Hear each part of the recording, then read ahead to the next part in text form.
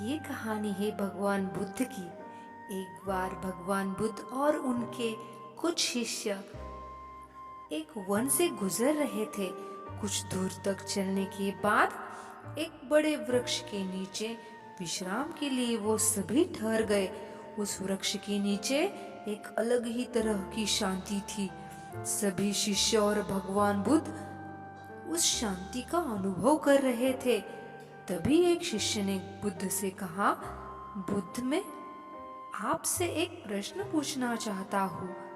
बुद्ध ने कहा, पूछो।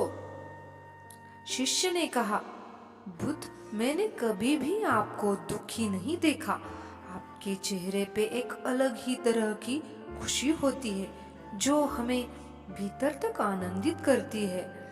शिष्य बनने से पहले मेरे जीवन में कई दुख थे, इसीलिए मैंने दीक्षा ली, पर अभी तक मैं दुख क्या है ये समझ नहीं पाया हूँ। तो क्या आप मुझे बता सकते हैं कि वास्तव में दुख क्या है? भगवान बुद्ध मुस्कुराए और बोले, दुख एक विचार है, ज्यादा कुछ नहीं है। सभी शिष्य ये सुनकर चौंक जाते हैं और सभी एक साथ कहते हैं, किंतु प्रभु, विचार तो आते हैं और चले जाते हैं, पर दुख का क्या? दुख जो एक बार आ जाता है तो जाने का नाम ही नहीं लेता।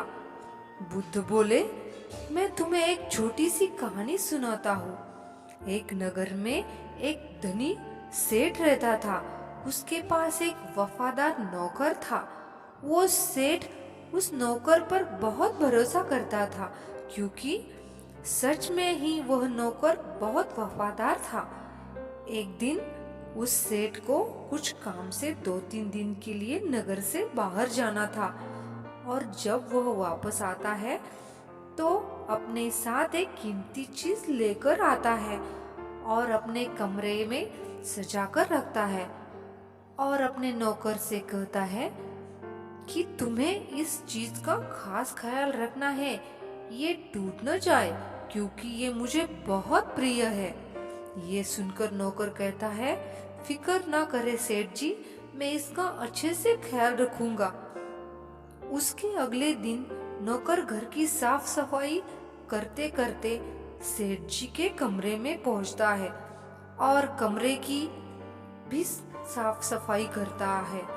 और जब वो उस कीमती चीज को साफ करने लगता है, तभी वो कीमती चीज उसके हाथ से फिसलकर जमीन पर गिरकर टूट जाती है।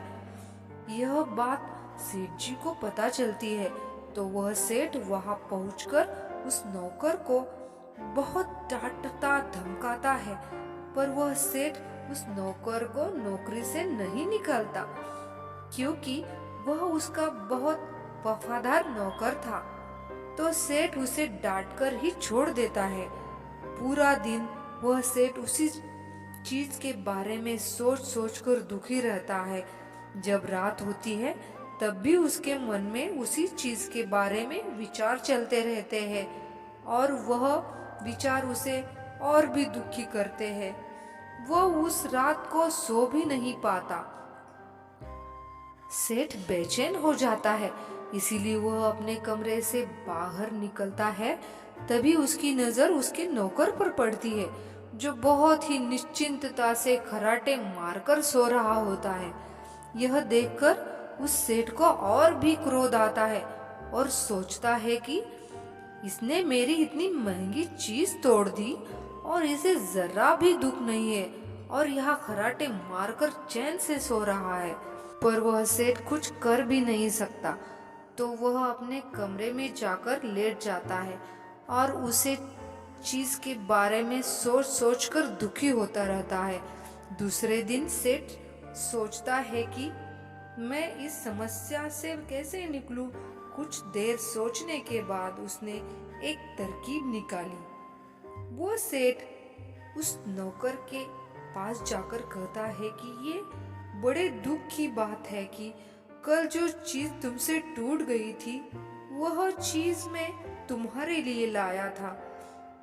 तुम्हें वह उपहार में देना चाहता था, पर अब क्या कर सकते हैं, वो तो टूट चुकी है।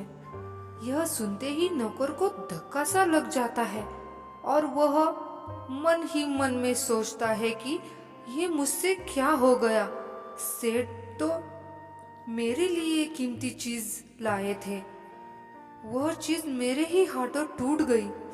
और अब उस नौकर के मन में बेचैनी होने लगती है और वो उस चीज के बारे में सोच सोच कर दुखी होने लगता है। अब क्या था, उस रात सेठ को आराम से नींद आ गई और वह नौकर बेचैन हो जाता है और उसे नींद नहीं आती। शिष्य पूछते हैं, क्यों नींद नहीं आती? क्योंकि उस नौकर ने उस सेठ की उस कीमती चीज को अब अपने से जोड़ लिया है, इसलिए वह दुखी हो रहा है। पहले उस नौकर के मन में यह विचार नहीं था कि वह चीज उसकी है, पर अब उसके मन में यह विचार है कि अगर वह चीज मुझसे नहीं टूटती तो वो मेरी होती। भगवान बुद्ध कहते हैं, दुख केवल एक विचार है और वह किसी चीज को खुद से जोड़ने से उत्पन्न होता है। जब आप किसी चीज को खुद से जोड़ना चाहते हो या उसे पकड़ने की कोशिश करते हो तो वह आपको दुखी देता है, क्योंकि वास्तविकता तो यही है कि कोई भी चीज हमसे जुड़ नहीं सकती, क्योंकि हर एक चीज का एक वक्त के बाद हमसे दूर होना तय है।